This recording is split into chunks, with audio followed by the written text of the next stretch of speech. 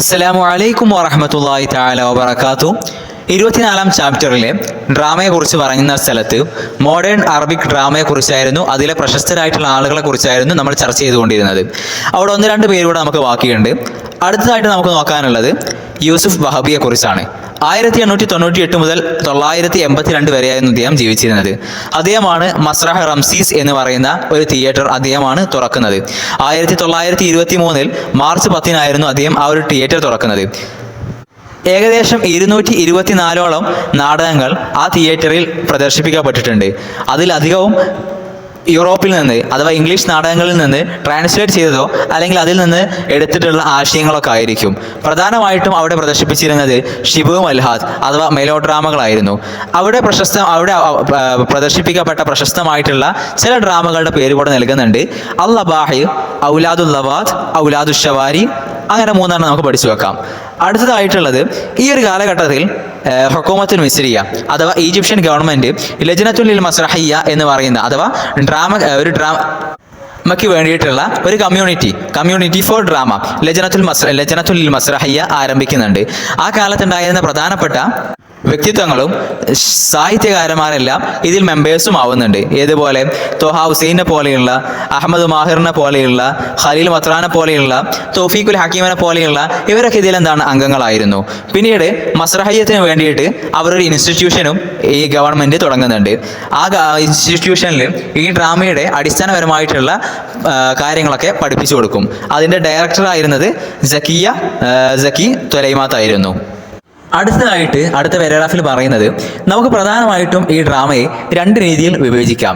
ഒന്ന് മസ്രഹയ്യത്തുൻ നസ്രിയ, രണ്ട് മസ്രഹത്തുൻ ഷിഅരിയ. മസ്രഹത്തുൻ നസ്രിയ എന്ന് പറഞ്ഞു കഴിഞ്ഞാൽ പദ്യരൂപത്തിലല്ലാതെ അഥവാ ഗദ്യരൂപത്തിലുള്ള നമ്മുടെ സാധാ ഡ്രാമകൾ. മസ്രഹത്തുൻ ഷിഅരിയ എന്ന് പറഞ്ഞു കഴിഞ്ഞാൽ പദ്യരൂപത്തിലുള്ള സംഗീത രൂപത്തിലുള്ള ഡ്രാമകളും. ആദ്യമായിട്ട് മസ്രഹയ്യത്തുൻ നസ്രിയയിൽ പ്രധാനമായിട്ടുണ്ടായിരുന്ന ഒരു വ്യക്തിത്വമാണ് തൗഫീഖുൽ ഹക്കീം. നമ്മൾ ഇതുവരെ പറഞ്ഞത് ഡ്രാമയിലെ പൊതുവെയുള്ള ആളുകളെ കുറിച്ചാണ്. ഇനി പറയുന്നത് മസ്രഹത്തുൻ നസ്രിയയിലെ പ്രസിദ്ധരായിട്ടുള്ള ആളുകളാണ്. മസ്രഹത്തുൻ നസ്രിയയിലെ പ്രധാനപ്പെട്ട ആളാണ്, ഏറ്റവും പ്രധാനപ്പെട്ട ആളാണ് 1898 മുതൽ 987 വരെ ജീവിച്ച തൗഫീഖുൽ ഹക്കീം. അദ്ദേഹമാണ് ഈ മസ്രഹയ്യത്തുൻ നസ്രിയയിൽ ഏറ്റവും പോപ്പുലർ ആയിട്ടുള്ള വ്യക്തി. അദ്ദേഹത്തിന് ശേഷം വരുന്നത് അലി അഹമ്മദ് ബാഗസീർ ആണ്. 1910 മുതൽ 969 വരെ ജീവിച്ച അദ്ദേഹമാണ് സാനി അക്ബർ മസ്രഹി അഥവാ തൗഫീഖുൽ ഹക്കീമിന് ശേഷം രണ്ടാമതായിട്ട് ഈ മസ്രഹയ്യത്തുൻ നസ്രിയയിൽ ഏറ്റവും പോപ്പുലർ ആയിട്ട് നിൽക്കുന്നത് അദ്ദേഹമാണ്. അദ്ദേഹം ഒരുപാട് ഹിസ്റ്റോറിക് ആയിട്ടുള്ള അതേപോലെ തന്നെ സോഷ്യൽ ആയിട്ടുള്ള ഡ്രാമകളൊക്കെ അദ്ദേഹം എഴുതുന്നുണ്ട്. അദ്ദേഹം ഒരുപാട് മസ്രഹയ്യത്തുൻ നസ്രിയയും ഷിഅരിയും ഒക്കെ അദ്ദേഹം രചിക്കുന്നുണ്ടെങ്കിലും അദ്ദേഹം കൂടുതൽ പോപ്പുലർ ആയിട്ടുള്ളത് മസ്രഹയ്യത്തുൻ നസ്രിയയിലാണ്. അദ്ദേഹത്തിൻ്റെ ചില ഡ്രാമകളുടെ പേര് കൂടെ കൊടുക്കുന്നുണ്ട്. സിമ്പിൾ ആയിട്ടുള്ള ഒന്ന് രണ്ടെണ്ണം നിങ്ങൾ പഠിച്ചു വെക്കണം. ഒന്ന് രണ്ടെണ്ണം നമുക്ക് നോക്കാം. സീറുൽ ഹാക്കിം, ബി അംറില്ല, സിൽസിലത്തു വൽ ഗഫ്റാൻ, മിംസാറു ജഹ. അതൊക്കെ നമുക്ക് പെട്ടെന്ന് ഓർത്തു വെക്കാൻ കഴിയുന്നതാണ്. അവസാനമായിട്ടുള്ളത് സഅദുല്ല വനൂസ് ആണ്. 1941 മുതൽ 997 വരെയായിരുന്നു അദ്ദേഹം ജീവിച്ചിരുന്നത്. സിറിയയിൽ നിന്നുള്ള പ്രശസ്തമായിട്ടുള്ള സാഹിത്യകാരന്മാരിൽ നിന്നുള്ള ഒരാളായിരുന്നു അദ്ദേഹം. വളരെ ദരിദ്ര കുടുംബത്തിൽ ജനിച്ച അദ്ദേഹം പിന്നീട് അദ്ദേഹം എഴുതിക്കൊണ്ട് ഒരുപാട് ഡ്രാമകളും കഥകളൊക്കെ എഴുതിക്കൊണ്ട് വലിയ ലോകോത്തരമായിട്ടുള്ള വലിയ രീതിയിൽ ഇന്റർനാഷണൽ ലെവലിലേക്ക് അദ്ദേഹം ഉയരുകയായിരുന്നു.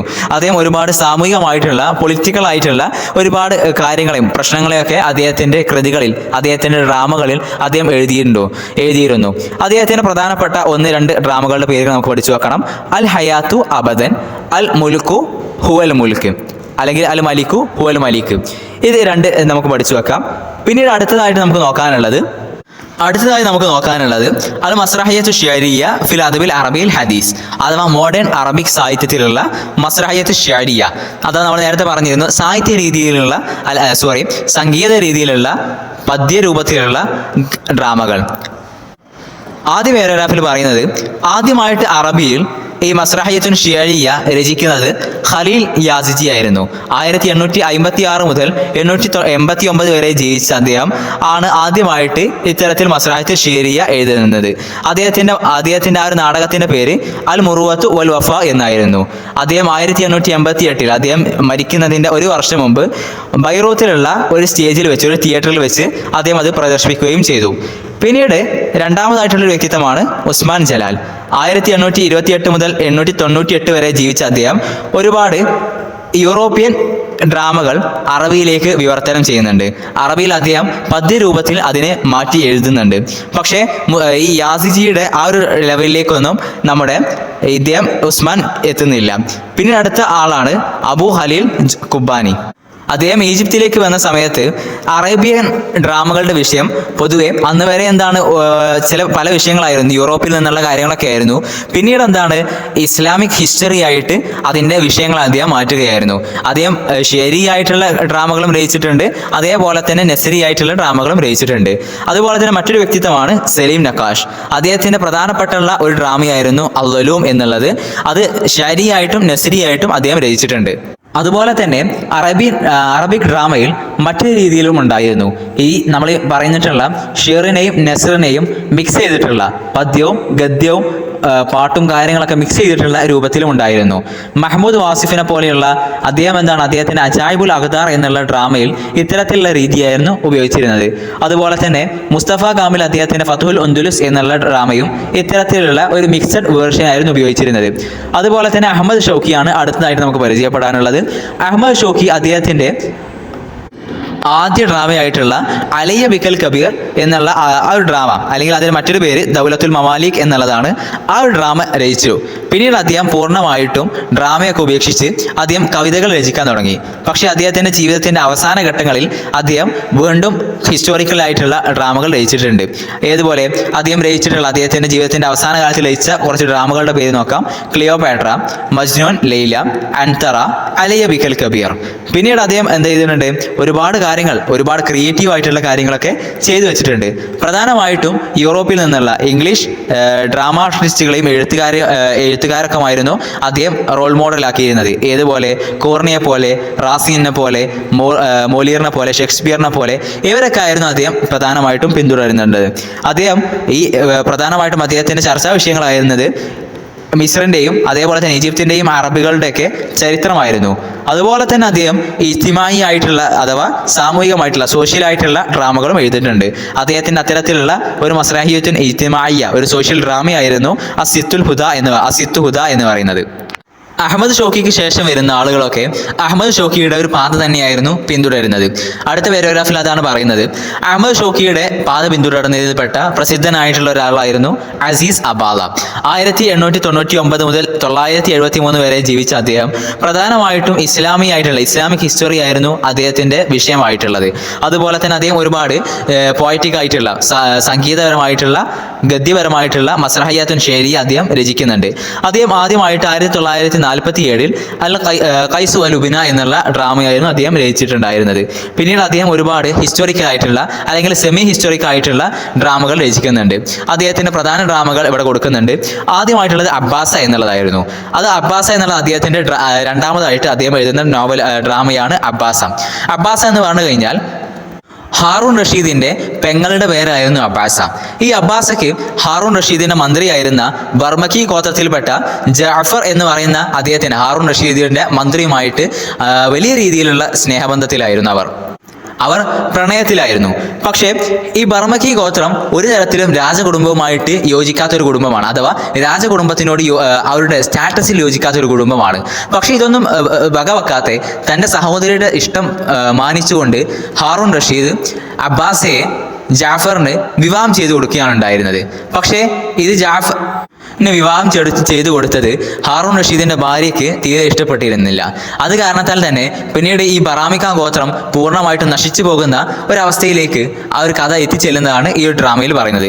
രണ്ടാമത്തതാണ് നാസിർ എന്ന് പറയുന്ന അദ്ദേഹത്തിന്റെ ഒരു ഡ്രാമ. അമവി കാലഘട്ടത്തിൽ ഉണ്ടായിരുന്ന ഭരണകൂടത്തിലുണ്ടായിരുന്ന 912 മുതൽ 961 വരെ ഭരിച്ചിട്ടുള്ള അബ്ദുറഹ്മാൻ നാസിറിനെ കുറിച്ചാണ് ആ ഒരു ഡ്രാമയിൽ പറയുന്നത്. അതേപോലെ തന്നെ അദ്ദേഹത്തിന്റെ വേറൊരു ഡ്രാമയാണ് ഷജറത്തു ദുർറ എന്ന് പറയുന്നത്. അത് മിസ്രിലുണ്ടായിരുന്ന ഒരു രാജ്ഞിയെ കുറിച്ച് പറയുന്ന ഒരു ഡ്രാമയാണ്. അദ്ദേഹത്തിൻ്റെ മറ്റൊരു ഡ്രാമയാണ് ഒറൂബ് ഷംസ്. ഈ ഒറൂബ് ഷംസിൽ അദ്ദേഹം പ്രധാനമായിട്ടും സ്പെയിനിൽ മുസ്ലിം ഉണ്ടായിരുന്ന സ്പെയിനിലുണ്ടായിരുന്ന മുസ്ലിം രാഷ്ട്രത്തിനെ കുറിച്ചാണ് അദ്ദേഹം പറയുന്നത്.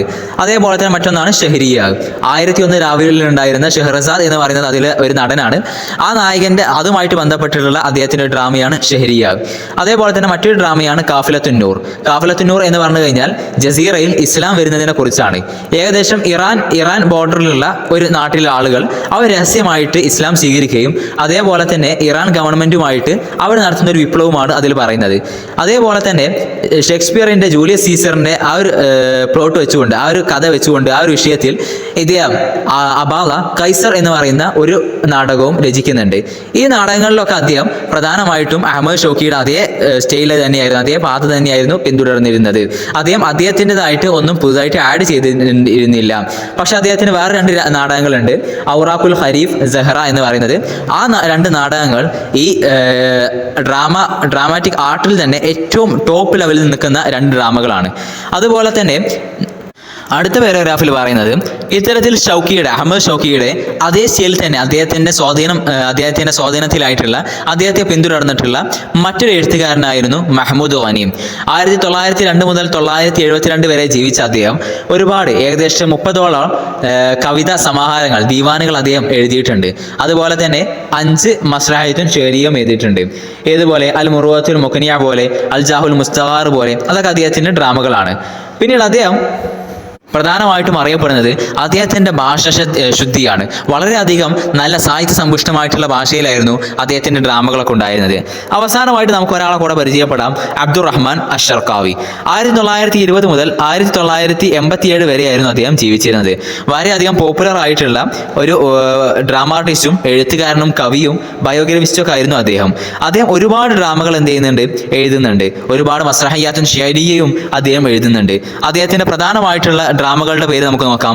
മഅസാത്തുൻ ജമീല, അതുപോലെ തന്നെ അൽ ഫത്ത മഹ്റാൻ, ഇതൊക്കെ അദ്ദേഹത്തിന്റെ പ്രധാനമായിട്ടുള്ള. അതേപോലെ തന്നെ സഅറുല്ല, അൽ ഹുസൈൻ സായിർ, അൽ ഹുസൈൻ ഷഹീദ, നസ്രുൽ അഹ്മർ, ഇതൊക്കെ അദ്ദേഹത്തിന്റെ പ്രധാനമായിട്ടുള്ള ഡ്രാമകളാണ്. ഇതിൽ 1-2 പഠിച്ചു വെക്കുക. എസ്സേ ഈ ഭാഗത്ത് നിന്ന് ഉറപ്പായിട്ടും വരാറുണ്ട്, ഒന്ന് പഠിച്ചു വെക്കാം. അതേപോലെ തന്നെ ഏറ്റവും അവസാനമായിട്ട് ഒരാളെ കൂടെ നോക്കാനുണ്ട്, സലാഹ് അബ്ദുൽ സബൂർ. 1931 മുതൽ 1981 വരെ ജീവിച്ച അദ്ദേഹം വളരെയധികം പ്രശസ്തനായിട്ടുള്ള ഒരു കവിയായിരുന്നു. അദ്ദേഹം ഒരുപാട് ഗദ്യരൂപത്തിലുള്ള ഡ്രാമകൾ രചിക്കുന്നുണ്ട്. അദ്ദേഹത്തിന്റെ ആദ്യ ഡ്രാമയായിട്ട് പരിഗണിക്കപ്പെടുന്നത് മഅസാത്തുൽ ഹജ്ജാജ് എന്നുള്ളതാണ്. പിന്നീട് അദ്ദേഹം ഒരുപാട് ഡ്രാമകൾ എഴുതുന്നുണ്ട്. ഏതുപോലെ മുസാഫിർ ലൈൽ, അതൊക്കെ അദ്ദേഹം എഴുതിയിട്ടുള്ളതാണ്. ലൈല വ മജ്നൂൻ, അതൊക്കെ അദ്ദേഹം എഴുതിയിട്ടുള്ളതാണ്.